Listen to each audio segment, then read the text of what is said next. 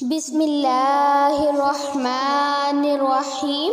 السلام علیکم ورحمۃ اللہ وبرکاتہ۔ منیفہ وائس میں آپ سب کو خوش آمدید۔ تو گائز، آج میں آپ لوگوں کے ساتھ حضرت علی رضی اللہ تعالی عنہ کے کچھ واقعات شیئر کروں گی، جس میں سے پہلا ہے کہ حضرت علی رضی اللہ تعالی عنہ کو اذیت پہنچانا رسول اللہ صلی اللہ تعالی علیہ وآلہ وسلم کو اذیت پہنچانا ہے۔ اصحاب حدیبیہ میں سے جو لوگ حضرت علی بن ابی طالب رضی اللہ تعالی عنہ کے ہمراہ یمن گئے تھے، ان میں سے ایک صاحب حضرت عمرو بن شاس رضی اللہ تعالی عنہ بھی تھے۔ راستے میں حضرت عمرو رضی اللہ تعالی عنہ کو حضرت علی رضی اللہ تعالی عنہ کے ساتھ زیادتی کی سوجی اور ان پر خواہ مخواہ غصے کا اظہار کیا، اور حضرت علی رضی اللہ تعالی عنہ کے متعلق اپنے دل میں ناراضگی پیدا کر لی۔ پھر جب وہ مدینہ واپس آئے تو انہوں نے حضرت علی رضی اللہ تعالی عنہ کی شکایت اور ان پر اپنے غصے کا مسجد میں اظہار کیا۔ یہ بات رسول اللہ صلی اللہ تعالی علیہ وآلہ وسلم تک پہنچ گئی۔ ایک دن حضرت عمرو بن شاس رضی اللہ تعالی عنہ مسجد میں داخل ہوئے۔ نبی پاک صلی اللہ تعالی علیہ وآلہ وسلم اپنے چند اصحابہ رضی اللہ تعالی عنہ کے ساتھ تشریف فرما تھے، اور جب رسول اللہ صلی اللہ تعالی علیہ وآلہ وسلم کی ان پر نظر پڑی تو وہ فوراً بیٹھ گئے۔ پھر رسول اللہ صلی اللہ تعالی علیہ وآلہ وسلم نے فرمایا، اے عمرو، خوب سنو، خدا کی قسم تو نے مجھے اذیت پہنچائی ہے۔ حضرت عمرو رضی اللہ تعالی عنہ نے عرض کیا، یا رسول اللہ صلی اللہ تعالی علیہ وآلہ وسلم، میں خدا کی پناہ پکڑتا ہوں کہ آپ صلی اللہ تعالی علیہ وآلہ وسلم کو اذیت دوں۔ رسول اللہ صلی اللہ تعالی علیہ وآلہ وسلم نے فرمایا کہ کیوں نہیں، تو نے مجھے اذیت پہنچائی ہے۔ جو شخص علی رضی اللہ تعالی عنہ کو اذیت پہنچائے گا وہ حقیقت میں مجھے اذیت پہنچائے گا۔ سبحان اللہ۔ تو گائز، جو میں آپ لوگوں کو اگلا واقعہ سناؤں گی وہ ہے مردوں کا کلام کرنا۔ صبح صبح سحر کے وقت حضرت علی رضی اللہ تعالی عنہ نے وحشت سی محسوس کی، اور آپ رضی اللہ تعالی عنہ کا ذہن اور خیال موت، قبر، آخرت اور حساب و کتاب کی طرف جانے لگا۔ چنانچہ اپنے ذہن کی طمانینت کے لیے فوراً مدینہ منورہ کے گورستان میں تشریف لے گئے۔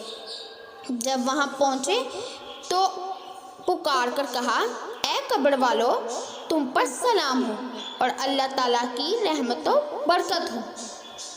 غیب سے آواز جواب آیا، تم پر بھی سلام ہو اور خدا کی رحمتیں اور برکتیں ہوں۔ اے امیر المومنین، ہمارے جانے کے بعد جو کچھ ہوا اس کے متعلق ہمیں خبر دیجیے۔ حضرت علی رضی اللہ تعالیٰ عنہ نے فرمایا، جو تمہاری بیویاں تھیں انہوں نے تو آگے شادیاں کر لی، اور تمہارے جو مال تھے وہ تقسیم ہو گئے، اور تمہاری اولاد کے شمار یتیموں کے گروہ میں ہونے لگا ہے، اور جن عمارتوں کو تم نے تعمیر کیا تھا ان میں دوسرے لوگ آ کر آباد ہو گئے۔ یہ ہیں وہ خبریں جو ہمارے پاس تھیں، اب تم بتاؤ تمہارے پاس کیا خبریں ہیں؟ آواز آئی، ہمارے کفن پھٹ گئے، ہمارے شعور منتشر ہو گئے، کھالیں ٹکڑے ٹکڑے ہو گئی، آنکھیں رخساروں پر بہہ گئی، ناک کے نتنوں سے خون اور پیپ بہنے لگا ہے۔ جو اعمال ہم نے آگے بھیجے تھے وہ ہم نے پا لیے، اور جو کچھ پیچھے چھوڑائے ہیں تھے اس میں ہمیں خسارہ ہوا اور ہم رہن رکھنے ہوئے ہیں۔ سبحان اللہ۔ تو گائز، اب میں آپ لوگوں کو ایک بدکار عورت کا واقعہ سناؤں گی۔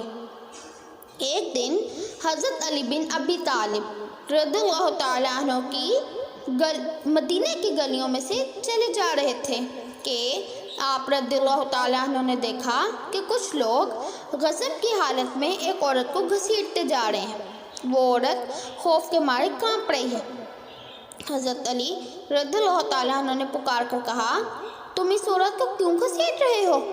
لوگوں نے بتایا کہ اس عورت نے بدکاری کی ہے، اس لیے امیر المومنین عمر بن الخطاب رضی اللہ تعالیٰ عنہ نے اس عورت کو سنگسار کرنے کا حکم دیا ہے۔